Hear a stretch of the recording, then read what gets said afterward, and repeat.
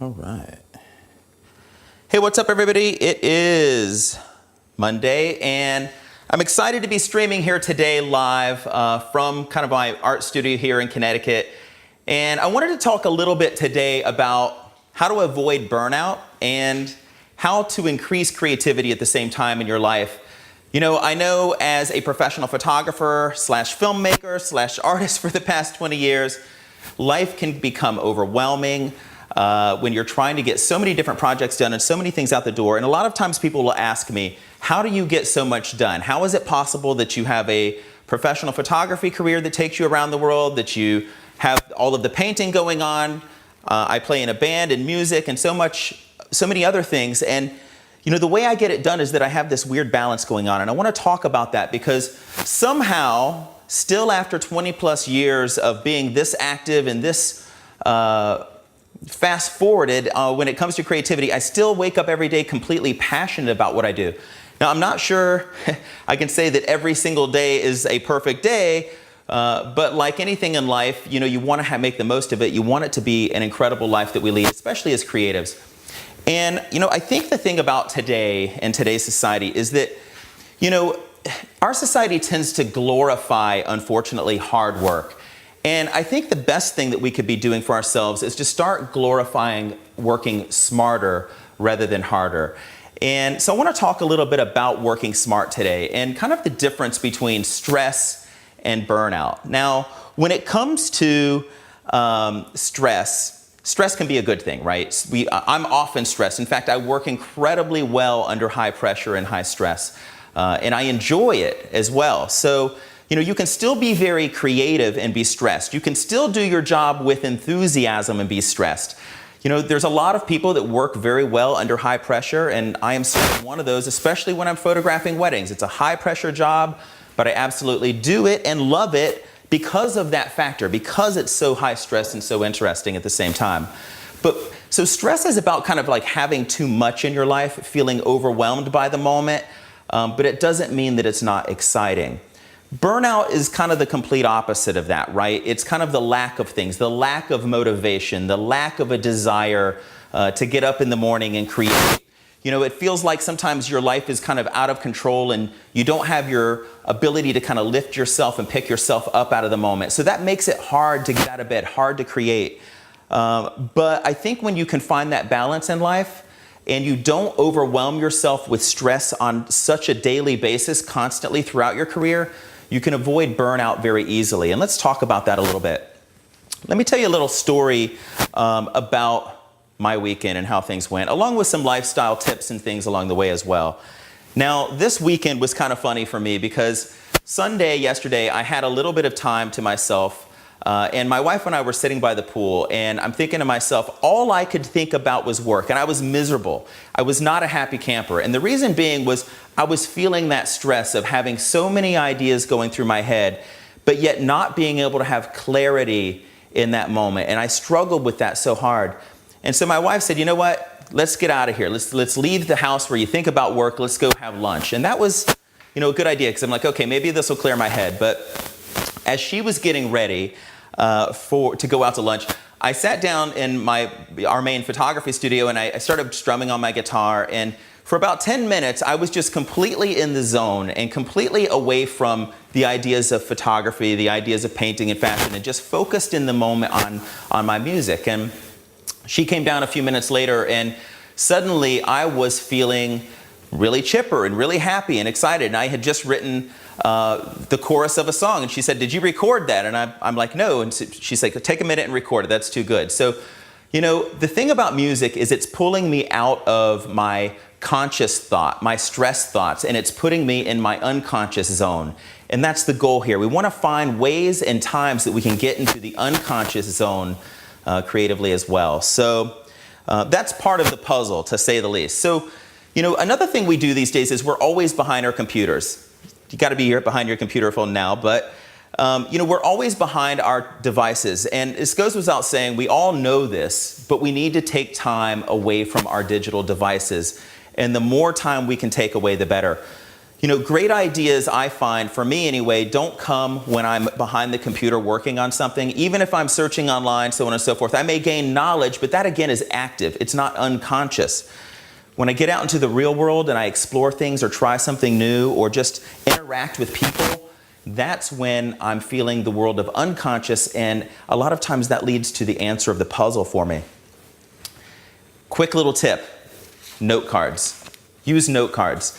I know it's tempting. We go out on the town, and I know when I sit with my wife, a lot of times we'll go out, we'll have a beer or something, and we're sitting there and we're coming up with 5 or 6 or 10 different ideas, and I'll jot them down on my phone, and then I never look back at the phone. But when you can jot down ideas onto note cards, you never forget them. And what I'll do is I'll lay them out on a table, and sometimes I'll even see a pattern where a couple of things overlap, and suddenly I have kind of a new picture of what I could be doing just because I took the time to write it down, put it on a note card. And for me, that makes all the difference in the world.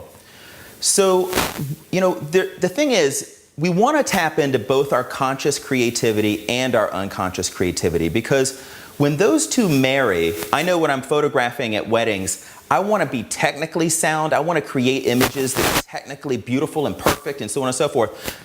But if I can pull from the unconscious side of what I do, I also wind up feeling like that's where the magic is. That's when my best work kind of finds its way into print, and that's pretty exciting. So you want to work on both of those, but you don't want to overdo one or the other. I find when I'm in the zone even, and I'm going 100 miles an hour, creatively speaking, I'm behind the camera, I find times where there's so much going on that I even hit a roadblock once in a while. But what I find is, instead of pushing forward, the best thing to do is just take a beat. Sometimes it's just 10 seconds. Take a deep breath. And sometimes that's enough time for you to start focusing on what it is that you're working towards. So take a beat, take a breather, stop working, stop thinking. And oftentimes the anxiety disappears and the work begins and the answer appears when I do that. So, I think that's a really cool way to just kind of take a beat and take some relaxation. Find some freedom in your life. And what I mean from that is get a real hobby. I know that as a professional photographer, you can be tempted to spend every working day of your life behind the camera doing something creative out there. But I have found that finding hobbies outside of what we do to make our living can make the stress of it disappear very, very quickly. And so get out, get a hobby beyond what you do to make a living, even if that's your favorite thing in the world to do. And there's certain aspects of what we do that require active brain power, what we're focused on and where we know we want to go. But there are other things that work beautifully with more unconscious brain power. I know when it comes to marketing, I know that I'm feeling the heat because I'm focused on kind of that active side of my brain. I know where I want to go. I don't know how to get there. There's where the anxiety comes in, right? But that is an active side of what I have to do. Brainstorming new ideas, while it's incredibly exciting and I love doing it, who doesn't love to daydream about ideas? That's still an active side of what we do. It's not just unconscious. It's something that we're thinking about and trying to piece the puzzle together. I know. Photography services is an incredibly active side of what I do. I don't think most people realize, whether they're clients, or I know my friends don't realize, that photography is a complicated puzzle because as an artist, you want to be creating on high at all times, but you're also, when you're working on an assignment, you are entertaining your clients while you're behind the camera. You are a performance artist in many ways because you have to make people feel comfortable in front of the camera. Make sure that they like you so that they do feel comfortable. And a lot of performance goes into photography, on top of making mathematical calculations and technical calculations along the way at 500 miles an hour as everybody moves forward, especially at events. And then there's the stress of you want to meet your clients' expectations, and certainly you want to meet your own expectations as well as an artist. And so that's very active. We're using the active side of our brain, the conscious side of our brain in those moments. Now, filmmaking is a whole different puzzle. I have photographer friends who have tried to go into filmmaking who turned around and ran the other way, saying, I don't want anything to do with that, because it's everything that photography is, and then add in audio and all sorts of complications that come with a whole new medium. You add in talent, and then it just even gets more complicated. And so filmmaking, hats off to the filmmakers out there because you know how hard it is to get things done. But again, that's very active. And even the editing of photographs and films, we're using kind of that conscious side of our brain. We're making decisions constantly. And decision making isn't the funnest part of life, right? We have to move things forward, and that can be creative, but it isn't always the most unstressed time in our lives. So editing can be the active side. So let's talk about the non-active or unconscious and how we can tap into some of that. Now, I know that for me, painting has become like meditation. When I get behind the canvas, I don't ever even think about what am I going to paint today, because if I focus on that, I'll drive myself crazy because that would be active. Rather, I move the paint around and I try to find something interesting, and then when I do, I'll work backwards and just play with it and have fun. So it's kind of like a meditation, and that is my hobby outside of photography. And having that meditative time makes my photography and my decisions on photography and where I'm moving much clearer.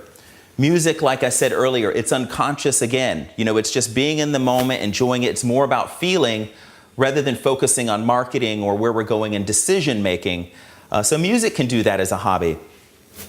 Fashion design, you know, I photograph my paintings, print it on fabric, and have them sewn into fashions. But to me, that's not something I do necessarily to make a living. I do it because it's cool and fun, and it's something that I can do outside of the norm, outside of my creativity on this side. So it's a bit of a hobby that's turned into something that's profitable as well. So, but it's really more like creative playtime for me when I'm doing that. So I think the key in life a lot of times is to find a creative balance between our paid assignments and our personal projects. And if you are a professional artist out there, I highly recommend, especially for photographers, filmmakers alike, find your paid assignments. You have to pay the bills. I get that. That's important. But go out and create assignments for yourself. Create personal projects. What I'm doing right now, in the moment with you, is that I am creating a personal project to create content, and not only from my perspective, but we're going to be pulling in some other interesting people around the world as well to share their stories and information.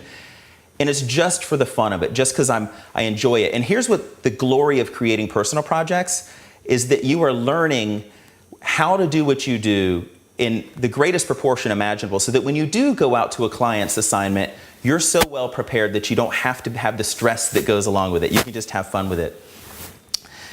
Exercise is really big as well. This morning I went to the gym, and I got to tell you, to get me to the gym, I go kicking and screaming because I just don't really like to have to lift weights and so on and so forth. But I do it practically every day.